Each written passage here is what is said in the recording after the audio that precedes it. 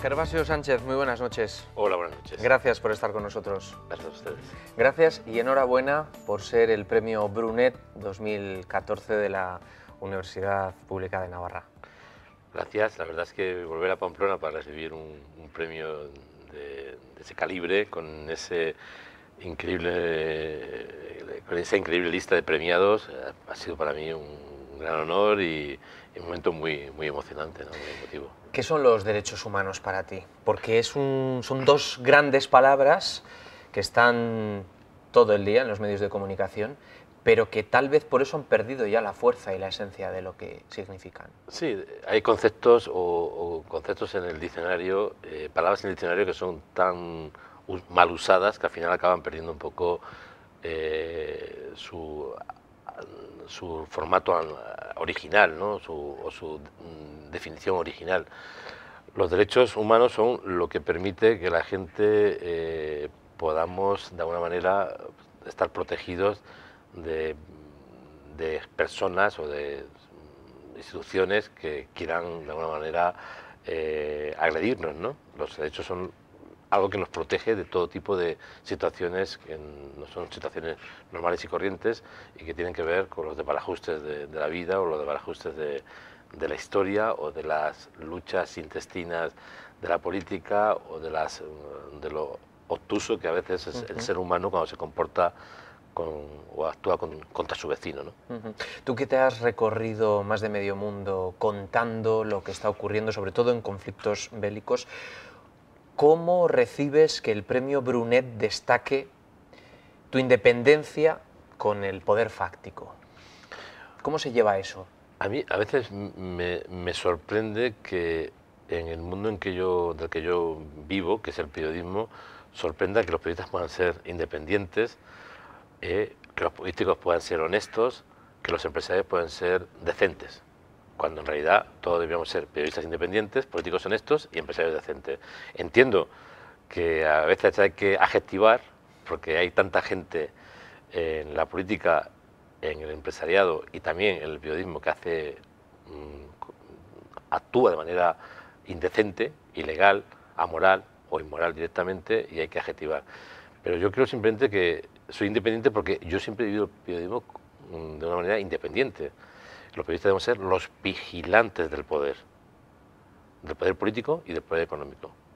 Los que debemos intentar contar todas las miserias que provoca el relacionarse en la política con situaciones en las que muchas veces los seres humanos actuamos de manera ilegal, o en el mundo empresarial, ¿no? O en el mundo banquero, ¿no? En lo que es la banca, ¿no?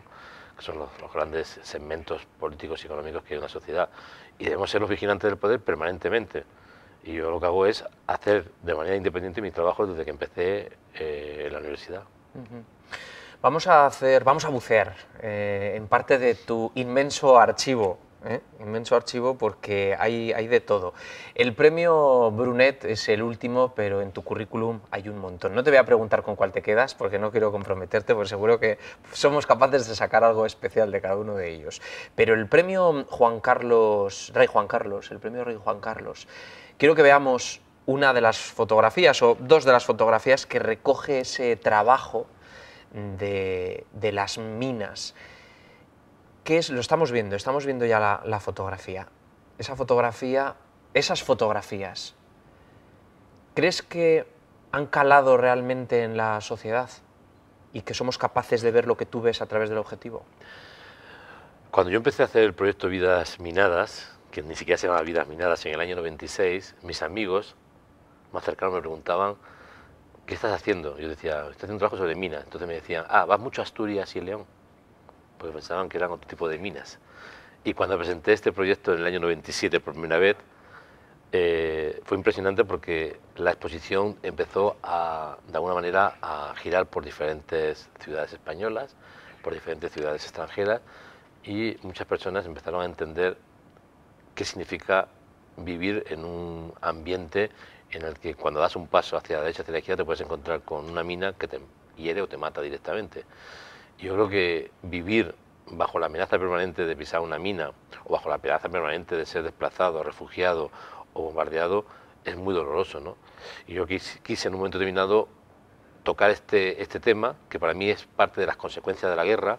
Las minas hacen más daños después de las guerras que durante las guerras, porque durante la guerra se utilizan para intentar, defender posiciones militares, para impedir que el enemigo se infiltre en tus posiciones, pero cuando acaba la guerra los militares se van y dejan las minas, y llegan los civiles y las pisan y mueren o son heridos.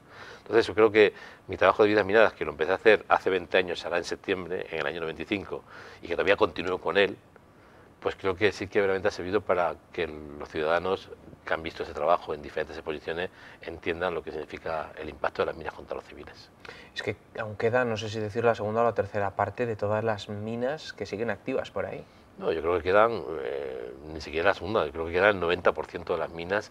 O sea, desde que se afirmó el Tratado de Ottawa contra las minas antipersonas, que eso ocurrió en diciembre del 97, y se estableció la prohibición de minas, que verdaderamente 160 países del mundo lo han firmado, entre estos los países de la Comunidad Europea. También tengo que decir que los países de la Comunidad Europea han firmado el Tratado contra las minas, han dejado de producir y de exportar minas, no por motivos humanitarios. Sería indecente que dijeran que por motivos humanitarios. Los políticos que han firmado esos tratados lo han hecho por temas meramente económicos. Los chinos y los indios hacen minas tan baratas que es imposible competir con ellos. Esta es la razón, porque si realmente la Comunidad Europea estuviese a favor de acabar con las minas y con las armas y con el dolor, dejarían de ser la primera potencia del mundo en venta de armas ligeras, que son las armas que matan, los fusiles de asalto, los que matan en las guerras, ¿no? Entonces, lo que yo creo es que hay que seguir presionando a los políticos para que no solamente decidan firmar tratados, sino para cumplir escrupulosamente la letra menor, que es cada vez que es más importante que la letra mayor. Es decir, no solamente hay que dejar de exportar minas, sino también ayudar a las víctimas y sobre todo al desminado. Y esto no ha ocurrido de la manera que se tenía que haber ocurrido. O sea, muchas de las promesas que se hicieron a finales de los 90, a principios del año 2000, no se han cumplido. Los gobernantes se han olvidado de todas las promesas que hicieron en momentos en los que los focos mediáticos estaban permanentemente en este tema. Nos vamos a ir a través de tu objetivo a Ruanda. ¿Cuál es tu experiencia allí?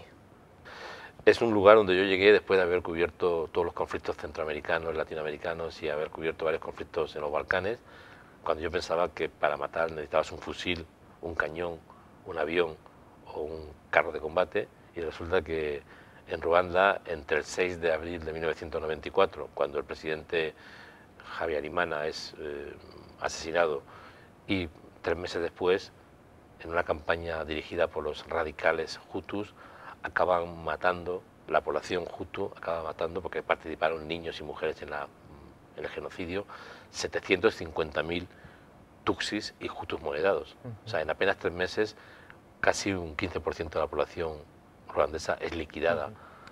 Gervasio, esta foto es tuya. Sí. Esto en realidad es la segunda parte del desastre. Una vez que son liquidados los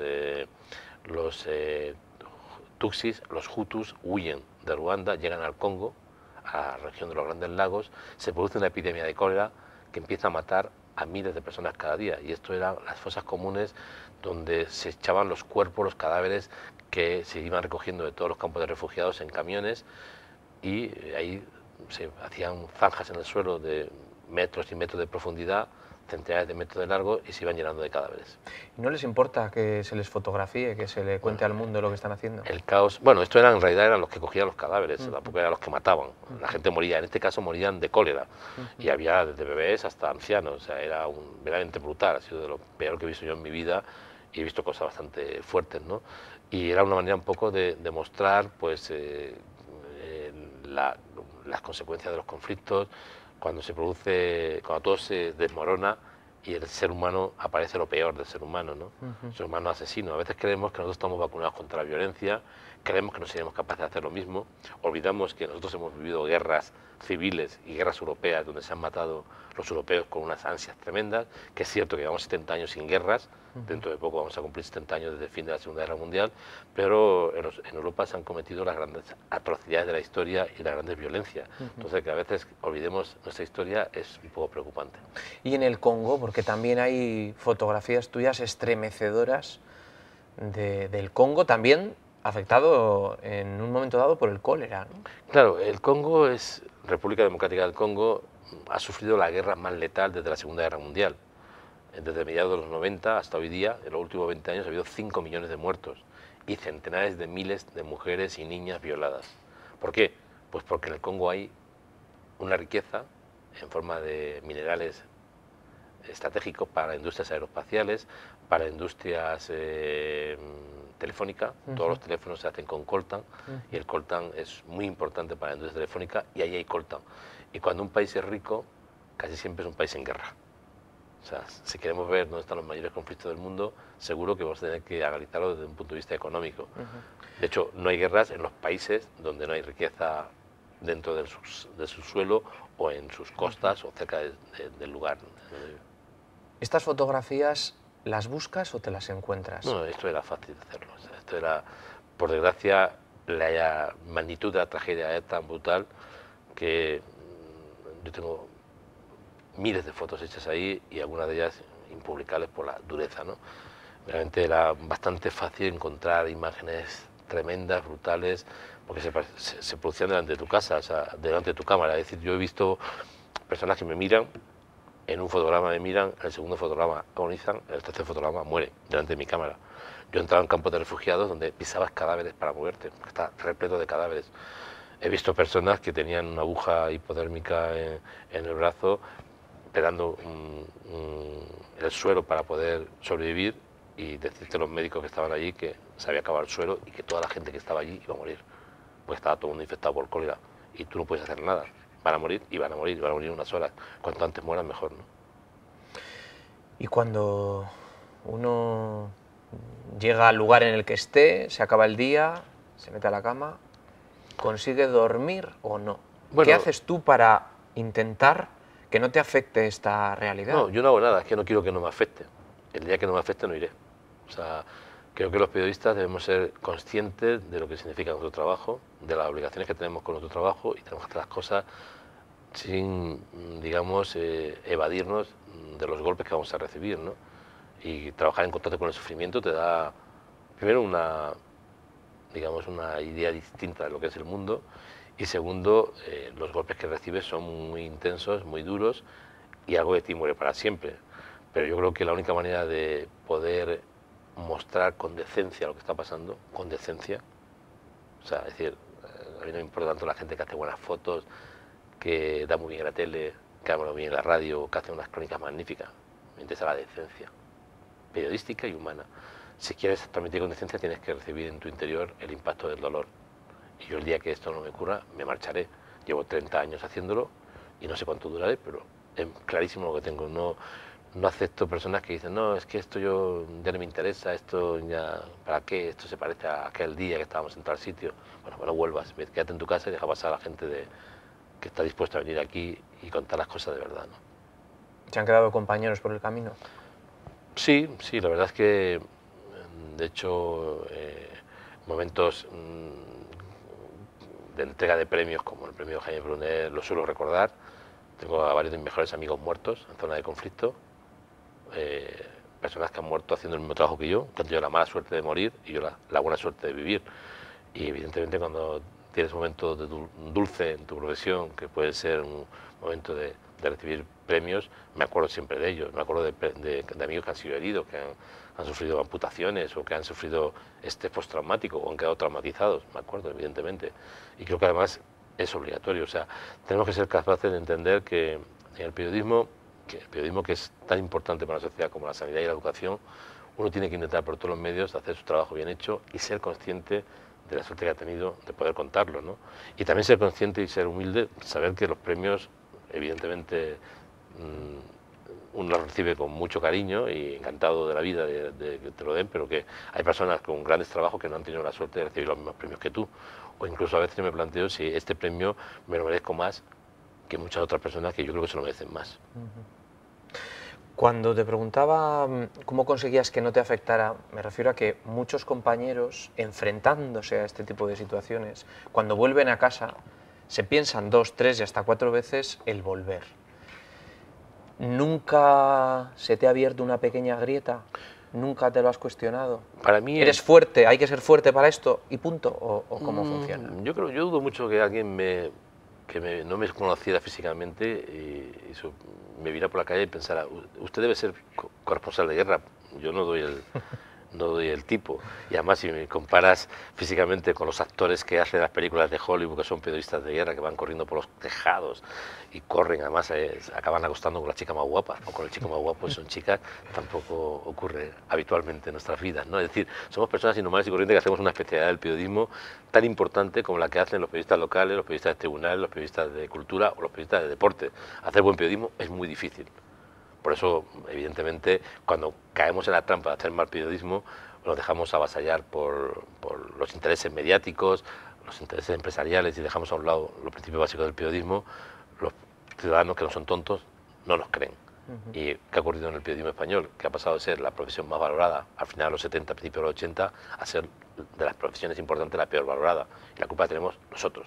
No la tiene nadie más que nosotros, ni la crisis de identidad. Nosotros, por haber sido incapaces de enfrentarnos a la maquinaria infernal que dirige los medios de comunicación, donde los intereses muchas veces políticos y económicos son más importantes que los mediáticos, y haber permitido que esto hubiera ocurrido, ¿no? Entonces, yo voy a estos sitios porque creo que hay que cubrir estos lugares ocultos, zonas oscuras del mundo.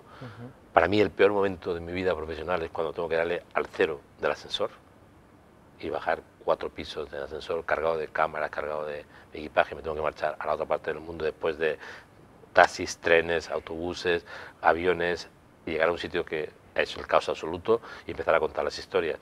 Yo me quedaría en mi casa muy tranquilamente, tengo una familia ideal, tengo una casa en buenas condiciones, si hace frío estoy caliente, si hace calor estoy fresquito, con lo cual no se me ha perdido nada. Y es muy difícil ir a estos sitios, pero hay que ir convencido de lo que haces, armado o anclado fuertemente a razones de peso. Ir a la guerra por la aventura o para ganar premios o para ser el favorito de la chica de tu pueblo, creo que es un error. ¿Cuándo concluye una guerra? Una guerra... ¿Cuando nos dicen que ha terminado o no? ¿Cuándo termina? No, yo lo he dicho muchas veces, la guerra no acaba cuando Wikipedia lo dice. O sea, esa idea de que una guerra acaba porque cuando se lo preguntas a Wikipedia, que todo lo sabe, te lo dice, no es verdad. Miente mucho también, ¿eh? La Wikipedia, no, Wikipedia se queda a lo formal. Es decir, si tú estás en una oposición a cualquier trabajo y te preguntan cuándo acabó la guerra de Bosnia, si te ponen, fue el 15 de diciembre de 1995 cuando se firmó el acuerdo de Dayton, no puedas que es falso, pon que es verdadero, porque si no te cuesta la posición. Pero ahora, si tú me lo preguntas a mí, te voy a decir que es falso.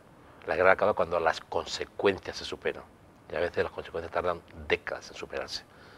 Por ejemplo, uno de los mayores dramas de una guerra son el drama de los desaparecidos. Y en Bosnia acabará la guerra de Bosnia cuando todos los desaparecidos han sido encontrados, han sido identificados y entregados a sus familiares. Y esto ocurre cada año se entregan nuevos identificados a sus familiares. En Bosnia se quieren hacer bien las cosas y dentro de 10 años o dentro de 15 años, cuando hayan pasado 30 o 35 años de fin de la guerra, según Wikipedia, se habrá acabado la guerra verdaderamente porque se han entregado todos los cuerpos.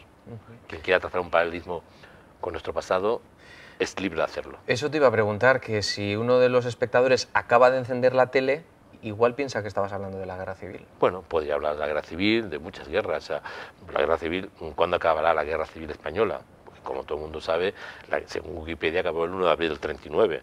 Además fue una guerra muy cortita, pero qué curioso. En Navarra mismo, en Aragón mismo, donde yo vivo, o en Andalucía mismo, donde yo nací, o en Cataluña mismo, donde yo crecí, la violencia fue brutal. Y en la que participaron muchas personas, que podían ser nuestros abuelos. Nuestros abuelos hicieron la guerra, yo no la hice, la hicieron mis padres, que eran muy pequeños, pero la hicieron nuestros abuelos.